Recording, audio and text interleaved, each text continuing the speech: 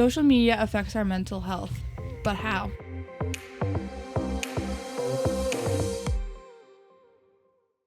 Welcome to Behind the Screens. I'm your host, Emma, and I'm here with Isabella. Today we'll be talking about something that affects all of us, our mental health. But mental health is a really broad term. We're going to talk about how social media affects our mental health. A lot of us use social media but are really oblivious to how it impacts our mental health. But it's so important to understand before we get sucked in. Mental health affects everything. How you do in school and performance, sports, friendships, relationships, and how you sleep. If you're struggling, it's important to find someone to talk to, and sometimes it might just be that you don't feel like yourself. You're struggling to have fun doing things you used to have fun with. Mental health deserves the same attention that we give to our physical health. Social media affects our mental health, but how? A study by Pew Research Center shows 1 in 5 teens say social media hurts their mental health, with girls reporting more often than boys. It's really fascinating that girls report more often than boys, and we're going to dive into that later. But I also read a fact that nearly half of teens say social media harms people their age overall, and that number has increased in the past few years. A lot of teens seem to be aware that social media can have a poor effect on their mental health, but they don't know what to do about it. And some don't even think that they're affected, but they might be able to say that their peers are affected. They just don't want to believe that they need a break. All right, another study done by the U.S. Department of Health and Human Services shares that children and adolescents who spend more than 3 hours a day on social media face double the risk of mental health problems, including depression or anxiety. It's so important that we're able to control how much we're on social media. It's important that we set limits for ourselves, especially with social media, so we don't get sucked into the algorithm. It's really hard to prevent ourselves from doom scrolling, but it's also really easy for it to happen. The survey also shows that 46% of teenagers ages 13 to 17 say it makes them feel worse and it hurts their body image when they're on social media for more than 3 hours. So now that you're hearing this, I know that I'm definitely going to try to make sure that my screen time is way less than it has been. Why do you think that girls feel it more, or are more likely to report that it's affecting their mental health? Social media affects girls more because it keeps them up at night and it affects their confidence to be looked like a certain way online, which makes social media a very stressful form of communication and connection. Yeah, I find that a lot of teen girls, especially my friends and even myself, struggle with body image and comparison. When people online, we don't even know if they're having like a fake life or if they're using filters, but it's so easy to just want to be that person, but the grass really isn't always greener on the other side. Who knows if they're still struggling with the same things as us? As I've heard a lot before, comparison is the thief of joy, which is way easier said than done. I really wonder what the science behind social media impacting our mental health is. Research showed that time isn't the only factor, but the way social media is designed to manipulate and influence emotions and habits affects our mental health and use of technology. Algorithms tailor content to what makes you keep scrolling. It gets your brain in a loop that is so hard to break from. I find if I come home from a really long day, I just want to relax and take a break.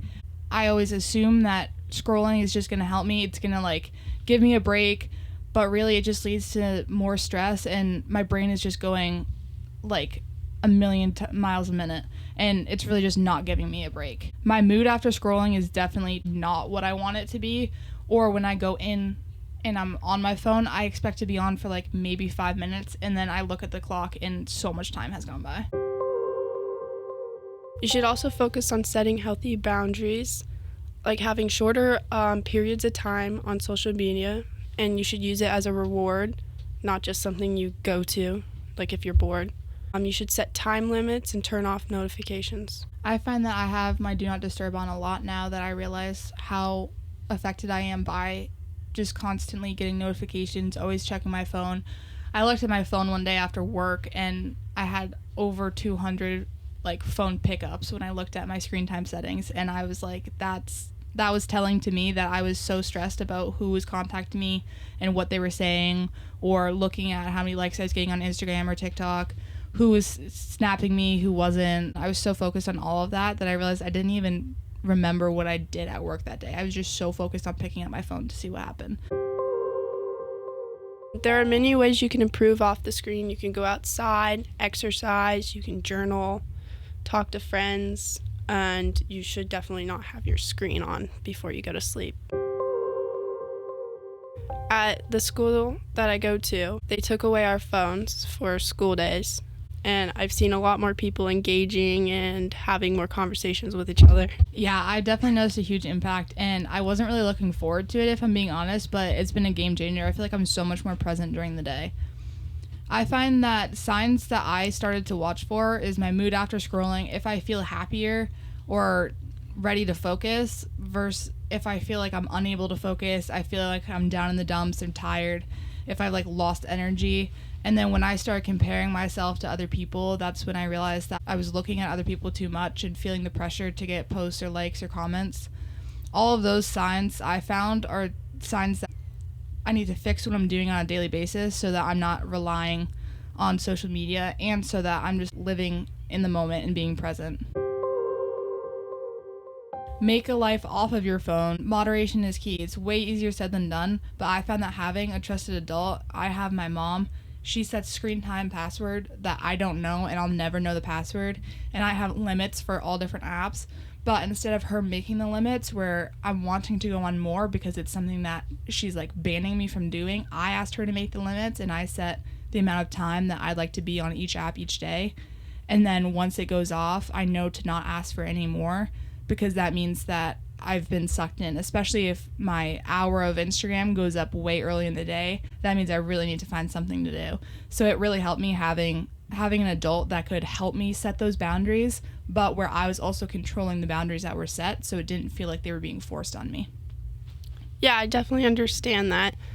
I also have a screen time, and I keep track of it myself with my own password. It has helped me stay focused on friends and not just worrying about if my Instagram story is being viewed or anything kind of like that. Yeah, I found the screen time to actually be really helpful, and it's kind of annoying when I am like, oh no, my screen time went up, like text me on iMessages or whatever, and people are like, you have a screen time, because I actually think that everyone should. Like, it's so much easier to keep track of it, and even if you know the password and you're just going to enter it and go more, at least you're pausing for a second when that notification comes up that your screen time's up. And you then get to decide whether you're going to continue to be sucked in or if you're going to go and find something better to do. I think it's super important that we know the impacts that social media has on our mental health and start to research ways that we can improve it so that we can use social media, because it's a great tool to connect and be connected with people from other places, but also always having it in moderation where it doesn't end up taking over. In conclusion, we talked about a lot of things, like taking breaks from your phone, and social media, and the way that it can affect your brain and how it affects like relationships close to you. I think it's important to take breaks from social media and find things that you love that make you happy versus looking for this dopamine hit that you're never going to get from social media. Thanks for listening to Behind the Screens. We'll see you next time.